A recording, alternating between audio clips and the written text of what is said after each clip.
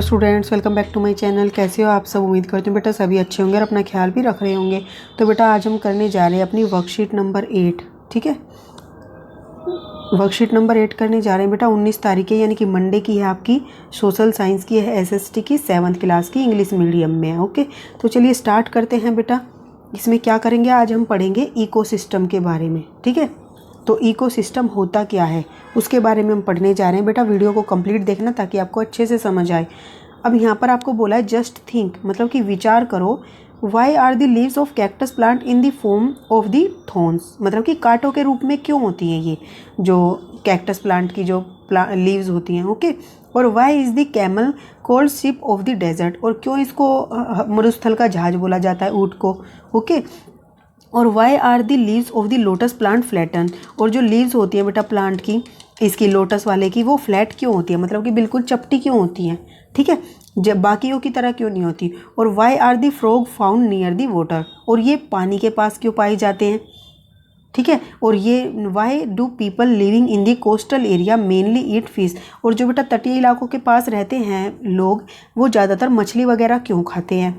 ठीक है, तो ये सभी कारण हैं। तो आप इनके बारे में विचार किया आपने कभी कि ऐसा क्यों होता है। तो बेटा ऐसा इसलिए होता है कि जिस भी वे पर्यावरण में रहते हैं वो उसी पर्यावरण में रहते हैं जहाँ पर वो रहने के लायक हैं, या फिर वो अपने आप को पर्यावरण के अनुसार ढाल लेते हैं, या फिर वो उस पर्यावरण को छोड़कर ऐसी जगह पर चले जाते हैं जहाँ उनकी ज़रूरतें पूरी होती हैं। ठीक है, तो यही सब मिलकर क्या बनाते हैं बेटा, पारितंत्र बनाते हैं। अब नीचे हम पढ़ते हैं इसके बारे में। The animals and the vegetation and the way people live vary from place to place, मतलब कि जो बेटा वेजिटेशन मतलब वनस्पति। ठीक है, मतलब कि वहाँ के मैदान, वहाँ की फसलें किस तरीके की है, वहाँ के जीव जंतु किस तरीके के हैं, और वहाँ पर रहने वाले लोग, ये अलग अलग जगह पर अलग अलग तरीके के होते हैं। All plants, animals and human beings depend on their immediate surroundings, और बेटा जितने भी प्लांट्स होते हैं, पौधे होते हैं, जानवर होते हैं या मनुष्य होते हैं, वो सभी अपने जो उनका पर्यावरण होता है, जो उनके चारों तरफ का वातावरण होता है, उस पर डिपेंड करते हैं। ठीक है, कि वो कहाँ रहेंगे। Often they are also interdependent on each other, हालांकि वो क्या होते हैं, एक दूसरे पर निर्भर होते हैं। देखो पौधों पर हम निर्भर होते हैं, ठीक है, जीव जंतु भी निर्भर होते हैं, क्योंकि पेड़ पौधे नहीं होंगे तो हमें भोजन नहीं मिल पाएगा।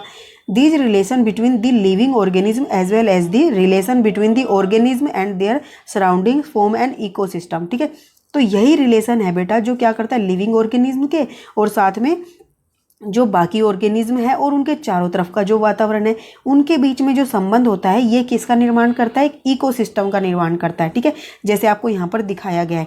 देखो बेटा यहाँ पर कुछ नॉन लिविंग थिंग्स भी हैं, जैसे कि वाटर हो गया, ओके, और वायु हो गई, और लिविंग थिंग बेटा जैसे कि ये एनिमल्स हो गए। ठीक है, यहाँ पर पेड़ पौधे हो गए। तो ये सारे मिलकर क्या बना रहे हैं बेटा, एक इकोसिस्टम बना रहे हैं जिसमें ये एक दूसरे के साथ तालमेल के साथ रहते हैं। कुछ इनकी मदद करते हैं, जैसे कि पानी होगा तो तभी जीव जंतु जीवित रह पाएंगे। ठीक है, और मतलब कि जीव जंतु है यहाँ पर, पानी है तभी ये जीव जंतु यहाँ पर रह पा रहे हैं। ठीक है, तो इस तरीके से क्या कर पा रहे हैं, एक दूसरे का साथ निभा रहे हैं, संबंध स्थापित कर रहे हैं आपस में, और एक इकोसिस्टम का निर्माण कर रहे हैं। An ecosystem has all the factors that interact in a specific area. ठीक है, तो इकोसिस्टम के अंदर बेटा वो सभी कारक होते हैं जो क्या करते हैं, एक पर्टिकुलर अक्षेत्र के लिए, ठीक है, जरूरी होते हैं। वेदर दे आर बायोटिक और एबायोटिक, या चाहे वो जीवित हो चाहे निर्जीव हो। जैसे बेटा हम समतल मैदानों में रहते हैं तो यहाँ पर बेटा पेड़ पौधे पाए जाते हैं, जल पाया जाता है। ठीक है, तो और हम जीव जंतु रहते हैं, फसलें उगा सकते हैं, तो फसलों को हम खाते हैं। ठीक है, लेकिन जो बेटा बर्फीले इलाके होते हैं वहाँ पर फसलें नहीं उगती, तो वो कुछ और खाते हैं, वो जानवरों पर निर्भर रहते हैं। ठीक है, तो इस तरीके से वो सभी चीज़ें वहाँ पर होती हैं जो वहाँ पर रहने वाले लोगों के लिए ज़रूरी होती हैं। ठीक है, अब जैसे बेटा बर्फ़ पर रहने वाला भालू हमारे यहाँ इलाके में नहीं रह सकता, क्योंकि यहाँ पर बर्फ़ नहीं है। तो क्या हुआ बेटा, इससे हमें क्या पता चला, every specific ecosystem in the world has its own condition created by its intimate object. ठीक है, inanimate object, those condition determine that what kind of living things will be able to live there. तो बेटा जो क्या होता है, जो भी इकोसिस्टम होते हैं, पर्टिकुलर कोई भी इकोसिस्टम होगा, ठीक है, हर एक का अपना एक इकोसिस्टम होता है, तो वो डिसाइड करता है और उसकी कुछ कंडीशन होती है कि यहाँ पर किस तरीके का जीव रह सकता है और किस तरीके का जीव नहीं रह सकता। ठीक है, और यही कंडीशन क्या बताएंगी कौन सा जीव कहाँ रह रहा है। अब जो बेटा बर्फ़ वाले भालू हैं वो कहाँ रहते हैं, बर्फीले इलाकों में। तो जो बर्फीला इलाका है उसने क्या डिसाइड कर दिया, वो एक इकोसिस्टम है बर्फीला इलाका, उसने डिसाइड कर दिया यहाँ पर बर्फ़ में रहने वाले ही भालू रह सकते हैं, ठीक है, क्योंकि वहाँ फसलें नहीं उगती, घास खाने वाले जीव जंतु वहाँ नहीं रह सकते, ठीक है। तो एक इकोसिस्टम ही है जो डिसाइड करते हैं कि कौन सा जीवित जीव वहाँ पर रह सकता है और कौन सा नहीं, ठीक है। और इकोसिस्टम के अंदर बेटा जीवित और मृत, जीवित और अजीवित दोनों तरीके के मतलब कि वस्तुएं आती हैं, जैसे कि जल हो गया, वायु हो गई, ये अजीवित है, और हमारे जैसे मनुष्य हो गए, जानवर हो गए, पेड़ पौधे, वो जीवित हैं। तो कोई भी जो इकोसिस्टम बनता है इन सबको मिलाकर बनता है, ठीक है। Organism can flourish only where their need are met, ठीक है। तो बेटा जितने भी जीव हैं वहीं पर जीवित रह सकते हैं या वहीं पर रह सकते हैं या पल सकते हैं, बढ़ सकते हैं, जहाँ पर उनकी सभी ज़रूरतें पूरी होती है। जैसे बेटा आप कभी किसी किराए के मकान में रह रहे हो, अगर वहाँ पर आपकी सभी ज़रूरतें पूरी नहीं हो रही तो आप उसको छोड़ के चले जाओगे वहाँ से, आप कहाँ पर रहोगे, जहाँ पर आपकी सारी ज़रूरतें पूरी हैं। तो इसी तरीके से कोई भी जीवित जीव होंगे वो भी उस इकोसिस्टम में रहते हैं जहाँ पर उनकी सभी ज़रूरतें पूरी होती हैं। There could be an ecosystem of the large rain forest, grassland, desert, mountain, lake, river, ocean and even a small pond. मतलब कि बेटा देखो क्या बोला गया है कि कई तरीके के इकोसिस्टम हो सकते हैं, जैसे कि बेटा लार्ज रेन फॉरेस्ट, ठीक है। अब रेन फॉरेस्ट का मतलब क्या है बेटा, जहाँ पर काफ़ी सारे घने जंगल और जहाँ पर वर्षा होती हो।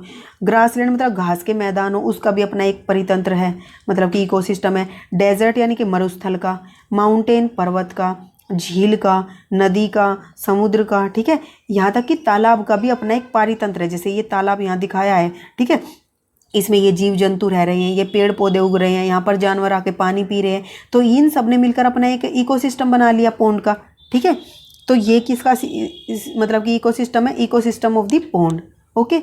अब humans have also use their discretion to create artificial ecosystem like aquarium, plantation and gardens, ठीक है, पार्क। तो बेटा जो मनुष्य होते हैं वो भी क्या करते हैं, कई बार कोशिश करते हैं कि मतलब आर्टिफिशियल इकोसिस्टम क्रिएट करने की कोशिश करते हैं। जैसे कि अपने घर में क्या लेकर आते हैं, एक्वेरियम लेकर आते हैं जहाँ पर मछली रहती है, तो उसमें देखते होंगे आप नीचे काफ़ी सारे पेड़ पौधे उगाए जाते हैं, छोटे छोटे पत्थर पड़े रहते हैं, तो वो एक इकोसिस्टम क्रिएट करने की कोशिश करते हैं।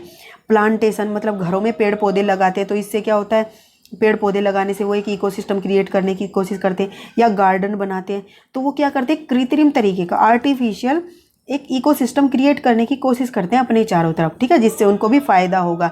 अब इकोसिस्टम क्या है बेटा, it is a system form by the interaction of all the living organism with each other, ठीक है। तो एक सिस्टम जो है बेटा वो कैसे बनता है, इंटरेक्शन से बनता है सभी जीवित ऑर्गेनिज्म की एक दूसरे के साथ, ठीक है। And with the physical and chemical factors at the environment, और किसके साथ, जो फिजिकल और केमिकल यानी कि भौतिक रूप से जो भी विद्यमान है वहाँ पर उस पर्यावरण में, जैसे कि वहाँ की मतलब कि वहाँ की वायु कैसी है, वहाँ का जल कैसा है, वहाँ की मिट्टी कैसी है, तो इन सब के साथ भी इंटरेक्ट करते हैं ये सभी, और इस तरीके से क्या करते हैं, इकोसिस्टम का निर्माण करते हैं जिसमें वे रहते हैं, in which they live are linked by transfer of energy and material. और बेटा ये कैसे रहते हैं, एक दूसरे के साथ कुछ ना कुछ लेना देना करते हैं। जैसे कि ज़मीन से वो क्या लेते हैं बेटा, खनिज लवण लेते हैं, पेड़ पौधों से जीव जंतु क्या लेते हैं, अपना भोजन लेते हैं, ठीक है। और वायु के अंदर बेटा वायु क्या लेती है, पेड़ पौधों से ऑक्सीजन लेती है। इस तरीके से एक दूसरे से ये क्या करते हैं, आदान प्रदान करते हैं वस्तुओं का और एक साथ रहते हैं मिलकर। अब कुछ क्वेश्चन आंसर कर लेते हैं बेटा। यहाँ पर क्या है, हाउ इज इकोसिस्टम फॉर्म, तो इकोसिस्टम कैसे बनता है बेटा, तो इकोसिस्टम बनता है ऐसे, these relationship between the living organism as well as the relation between the organism and their surrounding form an ecosystem। तो आप यहाँ पे दीज की बजाय द लिख दो, the relationship between the living organism as well as the relationship between the organism. तो यहाँ से लेकर यहाँ तक कंप्लीट लिख देना, आपका फर्स्ट का आंसर है। अब नेक्स्ट क्वेश्चन क्या है बेटा, which of the following is not a natural ecosystem, तो इनमें से कौन सा नेचुरल इकोसिस्टम नहीं है, यानी कि आर्टिफिशियल है। तो डेजर्ट तो नेचुरल है बेटा, प्रकृति में पहले से ही है, जंगल भी पहले से ही होते हैं, समुद्र भी पहले से ही है, तो पार्क ऐसा बचा जो क्या है, नेचुरल नहीं है, ठीक है। तो ये इसका आंसर हो जाएगा पार्क, ओके। अब नेक्स्ट क्या है बेटा, identify the ecosystem with the help of given hints, mountain, desert, forest और पोन्ड्स, ये क्या है, इकोसिस्टम है। अब आपको नीचे पहचानना है कि कौन सी वस्तुएं इनके अंदर आती हैं। तो बेटा देखो, फिश हो गई, वाटर हो गया और लोटस, तो ये सारी चीज़ें किस में पाएंगे बेटा, कौन से मतलब कि इकोसिस्टम में, पोंड वाले में पाएंगे। क्यों, तालाब के अंदर बेटा मछली भी होती है, पानी भी होता है और कमल का पौधा भी होता है, ठीक है। अब बेटा रेत, सैंड, कैमल मतलब ऊंट और कैक्टस फुटिंग, और बेटा जो कैक्टस का पौधा होता है ये कहाँ पाए जाते हैं, डेजर्ट में, मरुस्थलीय इलाकों में पाए जाते हैं, तो इसका आंसर डेजर्ट होगा। ठीक है। अब डेंस ट्रीज यानी कि घने जंगल, वाइल्ड एनिमल जंगली जानवर और मिट्टी, ये सब कहाँ पाए जाएंगे बेटा? ये पाए जाएंगे फॉरेस्ट में, घने जंगलों में पाए जाते हैं। तो थर्ड का आंसर ये हो गया। अब कोनीफेरस ट्रीज, ठीक है बेटा, कोनीफेरस ट्री मतलब क्या होगी? जिसकी आकार किस तरीके का हो? इस तरीके का हो। ठीक है, इस तरीके के पेड़ हो जो शंकु आकार में, और भेड़ हो, और बेटा क्या हो? स्नो यानी कि बर्फ हो। तो वो सारी चीज़ें कहाँ पाई जाएंगी? माउंटेन इलाके में पाई जाएंगी। तो ये फोर्थ वाले का आंसर क्या होगा? माउंटेन। ये है इकोसिस्टम इसका। मतलब कि ये सारे जो आपने पढ़े ना पॉइंट, ये तीनों किसका हिस्सा है? इस इकोसिस्टम का पार्ट है, और ये तीनों पॉन्ड वाले इकोसिस्टम का पार्ट थे। तो इस तरीके से बेटा आप ये समझोगे और करोगे, आपके इस तरीके के क्वेश्चन बनेंगे। उम्मीद करती हूँ आपको अच्छे से समझ आ गई होगी। समझ आई हो तो बेटा लाइक शेयर जरूर कर देना। इस वीडियो में इतने ही। अपना नेक्स्ट टॉपिक हम अपनी नेक्स्ट वीडियो में करेंगे। तब तक के लिए ऐसे हंसते रहिए, मुस्कुराते रहिए, पढ़ते रहिए और आगे बढ़ते रहिए। Thank you.